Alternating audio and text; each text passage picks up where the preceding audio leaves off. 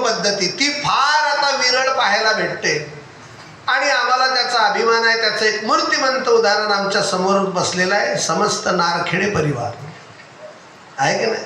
एकत्र कुटुंब पद्धती आताच्या काळामध्ये नाही, विभक्त कुटुंब पद्धती आहे. विवाह झाला म्हणजे लोकांना असं वेगळं निघायची घाई होते. आई वडील मोठ्या लाडाने त्या मुलाला बाबू म्हणतायत, बाबू म्हणतायत. बाबूला बेबी भेटते, बेबी बिबा भरते आणि बाबू वेगळा निघतो.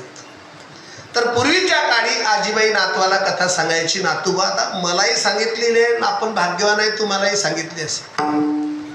हे आभाळ पूर्वी खाली होतं. असा कोण अभाग आहे या मंडपात ज्यानं हे ऐकली नाही कथा? ऐकली की नाही तुम्ही?